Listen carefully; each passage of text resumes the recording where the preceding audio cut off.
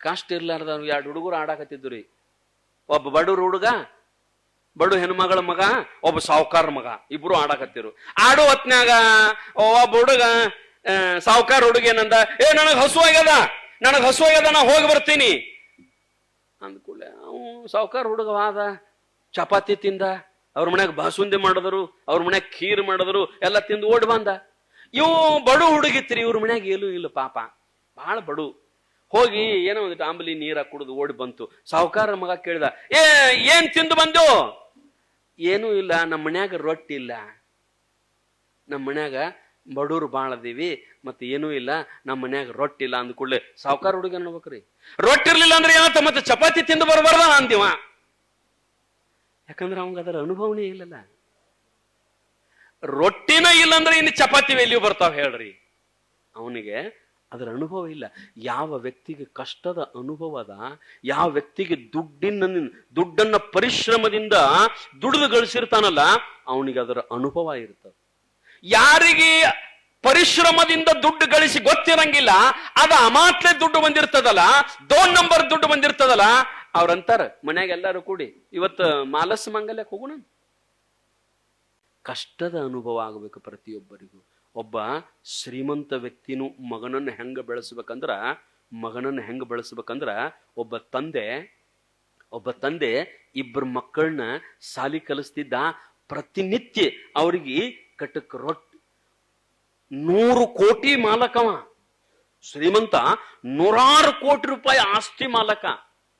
ಆದ್ರ ಮಕ್ಕಳಿಗೆ ಏನ್ ಕಟ್ಟುತ್ತಿದ್ದ ಅಂತಂದ್ರ ಕಟಕ್ ರೊಟ್ಟಿ, ಸಾರ, ಒಂದೊಂದ್ ದಿವ್ಸ ಸುಮ್ಮ ನಿನ್ನೆ ಉಳ್ದದ ಅಣ್ಣ ಖಾರ ಹಚ್ಚಿ, ಆನಂತರ ಬಟ್ಟೆ ಎಂತವಂತಂದ್ರ ಸುಮ್ಮ ಅಲೆಟ್ ಹರಿದದ ಬಟ್ಟೆ, ಬೂಟ್ ಇಲ್ಲ, ಕಾಲ್ಚಿಲ್ ಇಲ್ಲ, ಹಿಂಗ ಒಟ್ಟು ಹೆಂಗಂತಂದ್ರ ಅತೀ ಕಡು ಬಡತನದೊಳಗ ಅವ್ರನ್ನ ಬೆಳೆಸಿಬಿಟ್ಟ. ಅವ್ರು ಹಂಗ ಬೆಳೆದು ದೊಡ್ಡವರಾದ್ರು. ಅಪ್ಪ ವಯಸ್ಸಾದ ನಂತರ ಅವ್ರೊಂದಿಟ್ಟು ಅನುಕೂಲ ಆದ್ರು, ದೊಡ್ಡ ಚಲೋ ಸಾಲಿ ಕಲಿತರು, ಚಲೋ ನೌಕರಿ ಹಿಡಿದ್ರು.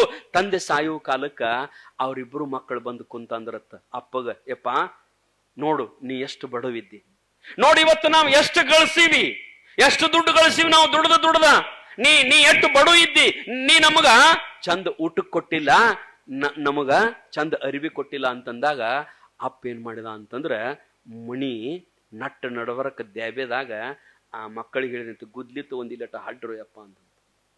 ಗುದ್ಲಿ ತಗೊಂಡ್ ಹಡ್ಡಿದ್ರ ಅಲ್ಲಿ ಏನಂತಂದ್ರ ಈ ಚೌಕನು ಸಂದಕ್ ಇರ್ತಿದ್ದಿಲ್ರಿ, ಅಂತಾವ್ ದೊಡ್ಡ 8 ರಿಂದ 10 ಸಂದಕ 2000 ನೋಟುಗಳು, 500 ನೋಟುಗಳು ತುಂಬಿದ್ದು, ಪಿಂಡಿನ ತುಂಬಿದ್ದು 10-12 ದೊಡ್ಡ ಸಂದಕ.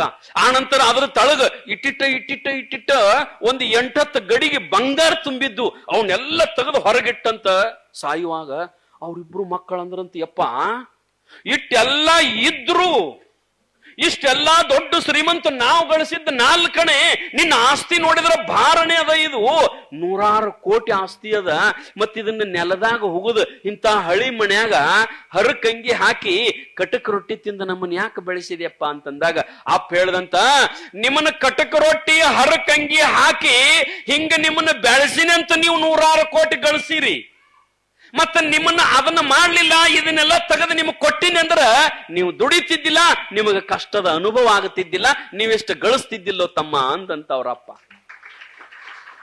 ಸಾಲ್ಯಾಗ ಮತ್ರಿ ಬಡಿಗಿಲೆ ಬಡದಾಗ ಅಕ್ಷರ ಬರ್ತಾವ್ರಿ, ಬಡಿಗಿಲೆ ಬಡಿಲಿಲ್ಲ ಅಂದ್ರ ಕೃಷ್ಣ ಪರಮಾತ್ಮರನ್ನ ಸಾಂದೀಪ ಮುನಿಗಳು ದುಬ್ಬದಾಗ ಒಂದೇಟು ಬಡಿಗಿಲೆ ಹೊಡೆದ್ರ ಇಷ್ಟು ದಮ್ಮ ಬಾರ ಎದ್ದಿತ್ತಂತ ಕೃಷ್ಣ ಪರಮಾತ್ಮನಿಗೆ. ಅಷ್ಟ ಅವತ್ತು ಬಡಿಸ್ಕೊಂಡಾನಂತ ತಿಳ್ಕೊಂಡ ಇಡೀ ಜಗತ್ತಿಗೆ ಕೃಷ್ಣ ಪರಮಾತ್ಮ ಆಗಿ ಮೆರದ. ಕೃಷ್ಣ ಪರಮಾತ್ಮ ಅವತ್ತ ಬಡಿಸ್ಕೊಂಡಂತ.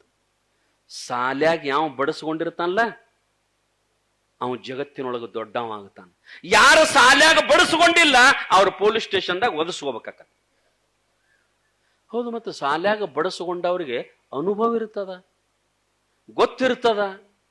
ಮತ್ತ ಅವ್ರು ಅಲ್ಲಿಯೂ ಬಡಿಸ್ಕೊಳ್ಳಾರ್ದ ಹಂಗ ಹಿಂಗ ಆಗಿ ಬಂದಿರ್ತಾರಂದ್ರ ಅನುಭವ ಇರಂಗಿಲ್ಲ. ಯಾರಿಗೇನು ಮಾತಾಡ್ಬೇಕು, ಹೆಂಗ ಏನು ಅನುಭವ ಇರಂಗಿಲ್ಲ, ಅಲ್ಲಿ ಕಲ್ತಿರಂಗಿಲ್ಲ. ಅದಕ್ಕೆ ಸ್ಟೇಷನ್ದವ್ರು ಕಲಿಸ್ತಾರ. ದೇವ್ರಿಗೆ ಹೋಗಿ ನಮಗ ಅದನ್ನ ಕೊಡ್, ಇದನ್ನ ಕೊಡ್, ಅದನ್ನ ಕೊಡ್, ಇದನ್ನ ಕೊಡ್ ಅನ್ಬೇಡ್ರಿ. ಏನ್ ಬೇಡ್ರಿ, ಏನು ಕೊಡ್ತಿ ಕೊಡ, ಆದ್ರ ಅವುಗಳನ್ನು ಎದುರಿಸತಕ್ಕಂಥ ತಾಕತ್ತನ್ನ ಕೊಡಂತ ಕೇಳ್ರಿ ಅವಂಗ. ನೀವು ಕಷ್ಟ ಬರುದು ಬ್ಯಾಡ ಅಂತಂದ್ರು ಅವು ಬರುವರಿ. ಯಾಕ ನಾವು ಮಾಡಿದ ಕರ್ಮವನ್ನು ಅನುಭವಿಸಬೇಕಲ್ಲ. ಬ್ಯಾಡ ಅಂದ್ರೂ ಬಿಡಂಗಿಲ್ಲ, ಅವು ಬಂದೇ ಬರ್ತಾವ್. ಬರಲುಳ್ಳ ದುಃಖವನ್ನು ಅನುಭವಿಸಿಯೇ ತೀರಬೇಕು, ಬೇರೆ ಪರಿಹಾರ ಇದಕ್ಕಿಲ್ಲ. ಇಹುದೆಂದೊಡೆ ರಾಮನಳ ಪಾಂಡವರು ನೋಯಲೇಕೆ ಹೇಳ್ತಾರೆ ನಿಜಗೊಂಡ್ರು. ಇದಕ್ಕೆ ಪರಿಹಾರ ಇಲ್ಲ. ಕಷ್ಟಗಳು ಬಂದಿರತಕ್ಕಂತ ಕಷ್ಟಗಳನ್ನ ಅನುಭವಿಸಬೇಕು. ಎಷ್ಟೋ ಮಂದಿ ಪಾಪ ಗಂಡನ್ ಮಾಡ್ಕೊಂಡು ಹೊಸದಾಗಿ ಹಾದ ಕೂಡ್ಲೆ ಆ ಮನ್ಯಾಗ ಎಷ್ಟು ಕಾಡಂಗಿಲ್ರಿ ಹೆಣ್ಮಗಳನ್ನ, ಎಷ್ಟು ಕಾಡಂಗಿಲ್ಲ. ಕೆಲವೊಬ್ರು ಹೆಂಗ್ ಕಾಡ್ತಾರಂತಂದ್ರ, ಆ ಹೆಂಡತಿನ ಹೆಂಗ್ ಕಾಡ್ತಾರಂದ್ರ, ಅವ್ರ ತವ್ರ ಮನಿಂದ ಫೋನ್ ಬತ್ತಂದ್ರ ಗಂಡ ಅಂತಾನ, ಏಯ್ ಮಾತಾಡಂಗಿಲ್ಲ ನೀ. ತವ್ರ ಮನಿಗೆ ಫೋನ್ ಬತ್ತಂದ್ರ ನಿಮ್ಮ ಅವನ್ ಕೂಡ ಮಾತಾಡಬೇಡ, ನಿಮ್ಮ ಅಪ್ಪನ ಕೂಡ ಮಾತಾಡಂಗಿಲ್ಲ, ನಿಮ್ಮ ಅಣ್ಣಗಳು ಕೂಡ ಮಾತಾಡಂಗಿಲ್ಲ. ನೀವ್ ಒಂದ್ ವೇಳೆ ಮಾತಾಡೋದಿತ್ತಂದ್ರ ಹೋಗತ್ತಾಗ ಹೋಗ್, ನಮ್ಮ ಮನ್ಯಾಗ ಇರ್ಬೇಡ. ಪಾಪ ಹೆಣ್ಮಗಳು ಹೂ ಅಂತ ಗಂಡಗಂಜಿ ಮಾತಾಡದ್ ಬಿಡ್ತಾಳ. ಮತ್ತ ಗಂಡಿಲ್ಲೇ ಹೊರಗಾದಾಗ ಯಾರದರ ಮಗ್ಗಲ್ದವ್ರದ್ದು ಫೋನ್ ಇಸ್ಕೊಂಡು ನಮ್ಮ ಅವ್ಗಟ್ಟು ಫೋನ್ ಹಚ್ತೇನ್ರಿ, ನನ್ನ ಗಂಡಿಲ್ಲೇ ಹೊರಗೆ ಹೋಗ್ಯಾನ್ರಿ, ನಮ್ಮ ಅವನ ಜೋಡಿ 6 ತಿಂಗಳಾತ್ರಿ ಮಾತಾಡಿಲ್ಲ, ಒಂದಿಟ್ಟು ಫೋನ್ ಕೊಡ್ರಿ ಅಂತ ಬಾಜುದವ್ರ ಕಡೆ ಫೋನ್ ಇಸ್ಕೊಂಡು ಅವಾಗ ಫೋನ್ ಹಚ್ಚಿ ಮಾತಾಡೋದಾಗೋದಿಲ್ಲ, ಬರೀ ಅಳ್ಳುದಾಗ್ತದ, ಯವ್ವಾ ಯವ್ವಾ ಅಂತ ಅಳ್ತದ ಪಾಪ ಹೆಣ್ಮಗು.